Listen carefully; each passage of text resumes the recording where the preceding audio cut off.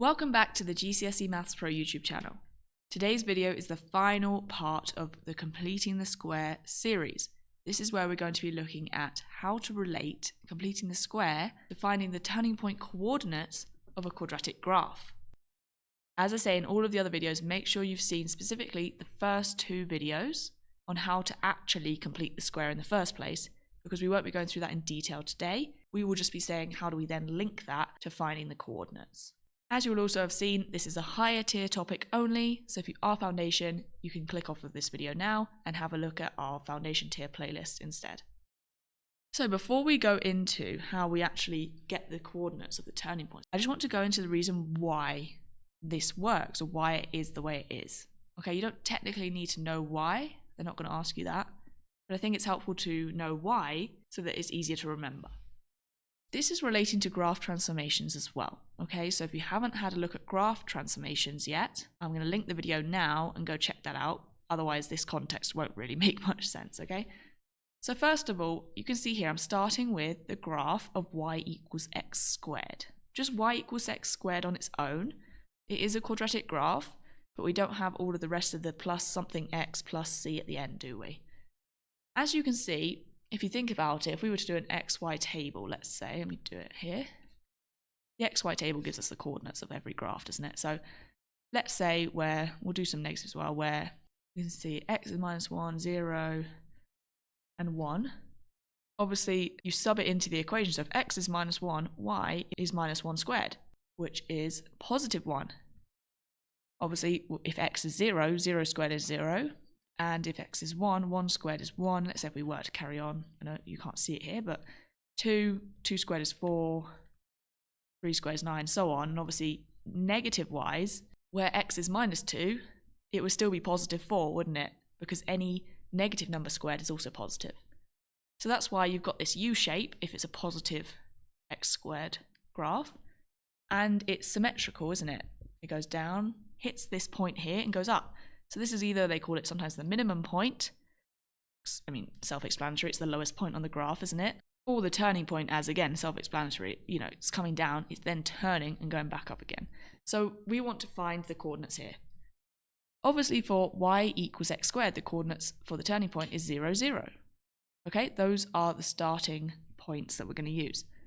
Then, if you remember, our completing the square format looks like this, doesn't it? X plus or minus something in the brackets squared, and then plus or minus something on the outside. Obviously now we've just got the y equals because it's now referring to a graph. So how do we then figure out what the turning point coordinates would be if it's not just x squared? And obviously we're not going to draw the graph, okay, unless they've literally explicitly asked you to. If they haven't mentioned drawing the graph, they're definitely wanting you to use completing the square. So I'm just linking to these two graph transformations. More specifically, these are translations, aren't they? Graph translations. What we mean by that is either the graph moves left or right or up and down. And if you remember when we had it in this format, y equals f of x, if there's a number, so plus or minus something in the brackets, that meant left or right, didn't it? Obviously remember though with the x one, you would go left if it was a plus, wouldn't you? You'd go right if it's a minus. It's the wrong way around to what you might imagine. And then if you actually have plus or minus a number on the outside of the brackets, it means up or down. And that one is the correct way around. If it's plus, you go up. If it's minus, you go down. So I'm not going into detail over these graph transformations. Check out that video if you aren't actually very sure about graph transformations in general. But I'm linking it here because what I'm saying is, once you've completed the square, whatever this number is inside the bracket relates to the x, therefore it means left or right. So you have to remember though that it's the opposite way around, isn't it? So whatever symbol they have, here you swap it. So I think if I have an example, I don't know, I'm just going to make this up. Y equals x minus 2 squared plus 3. Let's say we've got this. Let's say you've completed the square, you've got this.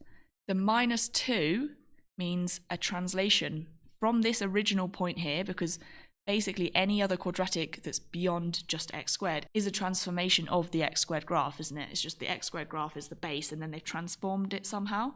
So this one actually means to the right by 2, doesn't it? So you actually have to go, well, I know that the original x squared graph starts at 0, 0.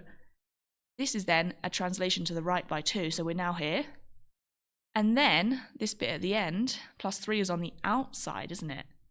And I know that on the outside that means up or down. Now plus means up, doesn't it? And also, because we said we're starting at 0 on the y-axis too, it then means I'm going up. So this graph here, the turning point would be 2, 3. So what you need to do, and this is just the explanation as to why, all you need to remember is that once you've completed the square, which you already know how to do, whatever the number is next to the x, you take that but swap the symbol. So here it says -2, obviously we need +2, and the number on the outside is the y. You don't swap it though, keep it the same. So that is also +3. So that's a bit of background as to why it works, but let's actually look at some questions so you can see it put into play. So they've said here, by completing the square, find the coordinates of the turning point for the graph y equals x squared plus 2x plus 5. Again, they've not mentioned anything to do with drawing a graph. Obviously, if they've shown you a graph and they say, what are the turning point coordinates, you just look at it, right? But they're not really going to do that. I think they would more likely do that in foundation. So we're not going to draw any graphs. What we're going to do is say, right, first of all, complete the square. Okay, that's fine, isn't it? So in this case, keep the y there, though. Just ignore that for now, but just, leave it there, but don't do anything with it. So remember, completing the square, we have x plus half of this middle coefficient, which is 1 in this case, squared. We have to minus that 1 squared, so 1 squared is 1, isn't it? And plus 5 is still there. As I said, I'm not going through this part in detail because it is in the other video, so go check those out if you want some more explanation on actually completing the square. Then I'm just going to simplify that last bit. So I've got y equals x plus 1 squared, minus 1 plus 5 is 4, isn't it? Okay, we've completed the square. Even if you get this far, you've probably got, I'd say, about 2 marks already. However, finding the turning point coordinates is only really 1 more mark, which doesn't seem like a lot, but considering it's so easy, I just need to remember, okay, this one is the x coordinate. However, I do need to remember to change the symbol. Okay, so that says 1, I actually need -1. And then this one on the outside is going to be the y coordinate. That one you don't change the symbol, okay? Keep it the same. 4. That's literally it. You complete the square, then you just take those 2 numbers. Change one of the symbols for the x, but the y is the same. And as I said, the reason being is because if we base it on the original y equals x squared graph, we know that the turning point is 0, 0. Then we apply these transformations. Well, as we said, when it's in the bracket, it means the x-axis, so left or right. However, remember with graph transformations, the x1 is normally the wrong way around, isn't it? So when it says +1, we actually have to move it 1 to the left. And then on the outside means up or down, doesn't it? It's referring to the y-axis. That one is the correct direction. So we're going up 4. So our new turning point is -1, 4. Because we're basing it on starting at 0, 0, okay? That's the reason why, but all you need to know is how to complete the square and then how to derive those 2 numbers for your coordinates, okay? That's all you need to know. It's literally as simple as that. So if you've already got the hang of completing the square, this bit's just an extra mark easily, isn't it? So let's try another one. By completing the square, find the coordinates of the turning point for the graph y equals x squared minus 10x plus 19. So I'm going to complete the square. I am keeping the y there because it's technically a graph now. X minus 5, because we have to half this coefficient squared. Take away the square of 5, which is 25, and we still have 19 there, don't we? Now I'm going to add those together. So x minus 5 squared minus 25 plus 19 is going to be -6, isn't it? Okay, so we've completed the square. Now I just need to get my turning point coordinates. As I said, this is the x coordinate, but you have to change the symbol, don't forget. So that's going to be +5. And then the one on the outside is the y. Don't change the symbol, keep it the same. 5 minus 6, that's as easy as it is. It's literally that, okay? And I know that it's technically grade 8, grade 9, but that's as simple as it is. And if we think about it, again, we've got, this is the y equals x squared graph. We know the turning point starts at 0, 0. In terms of a transformation, if I were to write that, y equals, that's basically saying y equals f of x minus 5 minus 6, isn't it? That's basically the transformation we're doing, which we know In the bracket is x, so we need to go the opposite direction, so add 5. Okay, so obviously that's then at 5 because we started at 0, didn't we? And then this bit is the y, which means up or down, in the correct way that you would imagine. So minus does mean down by 6. So obviously there, because we started at 0, is minus 6, isn't it? So the coordinates are 5 minus 6. Okay, so that's just, the pink bit is just to show you the reasoning. As I said, you don't need to draw any of this. All you need is this bit here. Okay, anything in these bits here in blue, that's what you need to write. But hopefully that helps to explain why that works. Why do we flip the symbol for the x but not for the y? Why is this one x, why is that one y? Okay, we're doing the same thing, but you can see here, the part of this one that's a bit trickier, I guess, is just the fact that we've got negative x squared, isn't it? That's the only bit that's trickier. So imagine it as the same as when we did the harder quadratics, where you have a coefficient of x squared that's not 1. In this case, it's minus 1, isn't it? That's the coefficient, minus 1. So what we would do is I would actually, to complete the square, I would find it easier because I like to base it in x squared on its own, so positive x squared, but also just 1x squared. I would actually factorise out minus 1 to make it positive. However, remember that that does change the symbol, so I'm going to partially factorise it. That needs to be minus 12, so I need to put plus 12x here. And I'm going to leave the 30 on the outside, just as I do with my harder quadratics. So if I were to expand that, I'd get the same thing again, wouldn't I? Now I can complete the square in the brackets. So I've got x plus half of 12 is 6 squared. I need to minus the 6 squared, which is 36. Okay, and then plus 30 on the outside. Now we want to open up these square brackets. I've got minus, I don't need to write minus 1 anymore. Minus x plus 6 squared. And then technically that becomes plus 36, doesn't it? Because minus 1 times minus 36 is a positive answer. Plus 30. Now just simplify the last two numbers. So it's just a bit longer in terms of completing the square. So I've got 36 plus 30 is 66. Okay. Now I just need to derive it in the same way. If you have a number on the outside of the brackets, that type of transformation is actually an enlargement. Technically, a minus x squared graph is still symmetrical, isn't it? It's just upside down instead. So it's actually an N shape instead of a U shape. But the turning point for the original, just y equals minus x squared, is still 0, 0. So that's not going to make any difference. So you're still going to take this as x and this one as y. So our coordinates are going to be obviously the 6, but remember to change the symbol, so minus 6, and the y is going to be the same, positive 66. So we've got minus 6 as x and 66 as y. So as you can see, the minus, or the minus 1 that we factorised out, it doesn't make any difference down here when you're deriving your coordinates. It's already had its impact originally at the top of this part, hasn't it? It's already had its impact on the coordinates when we were completing the square.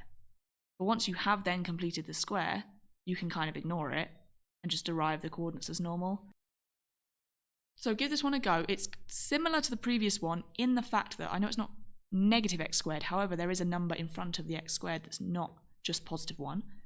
So do the exact same thing as we did in part 2 video, and then derive the coordinates at the end the exact same as you would. So by completing the square, find the coordinates of the turning point for the graph y equals 2x squared minus 8x plus 4. So we're going to factorise out the 2 first of all before I actually start completing the square, just from the first two terms again. So now I can complete the square. In my bracket I will have x minus half of 4 is 2 squared. So you can see the 2 itself that was on the outside of the x squared has had its effect already, because we had to divide by 2 to factorise and then half the 4. Whereas if you didn't have this 2x squared in the brackets, you'd have x minus 4, wouldn't you? So you can see that's where it has its impact already when we are completing the square. So then we need to subtract 2 squared, which is 4. Okay. Still got plus 4 on the outside. Now I'm going to open up those square brackets, so 2 and then just the normal brackets, x minus 2 squared. 2 times minus 4 is minus 8, and I have plus 4 at the end. Now we just need to add these together, don't we? So 2x minus 2 squared, then minus 8 plus 4 is minus 4. Okay, we've completed the square. Now we just derive our coordinates. So x is the one in the bracket, but remember, again, I keep repeating, remember we are changing the symbol, so it's actually positive 2. And the minus 4 is the y, that is just as it is, okay? So minus 4, copy it exactly the same. Literally as simple as that. If you are confident with completing the square in the first place, the turning point coordinates are the easy bit. Okay, pause the video, give this one a go yourselves. As you can now see, we've got a combination of the 2x squared and the negative. So I'm going to factorize out not just the 2, but the minus 2, because ideally I want positive x squared for my completing the square process. So I've got just x squared in the bracket, then plus 10x divided by minus 2 is going to be minus 5x, isn't it? And I always just leave the last term on the outside. I don't factorize that one. Now we can complete the square. So x minus, and then this is the issue, is that 5 is an odd number. So we get 5 over 2 squared. So I need to subtract the square of this fraction, which is just to square both numbers, so 25 over 4. And then we still have 25 on the outside. Okay, now I want to open up my square bracket. So I've got minus 2 multiplied by the normal brackets, x minus 5 over 2 squared. Then minus 2 times by minus 25 over 4. First of all, 2 negatives make a positive. And secondly, multiplying a whole number by a fraction, you just multiply the numerator. Okay, so 2 times 25 over 4 gives me 50 over 4. So that's the multiplication. However, I am actually going to simplify this fraction though, because that does simplify to 25 over 2, doesn't it? So some confusing numbers there, but I'm just going to write down the simplified version. Then we have minus 25. Now we actually have to add or subtract these two, don't we? One's a fraction, one's a whole number. So again, you'd have to get the whole number to have a common denominator with the fraction. So 25, as we said, you can write any whole number as itself over 1. However, we need a common denominator between 2 and 1. So obviously 2 is the lowest common multiple.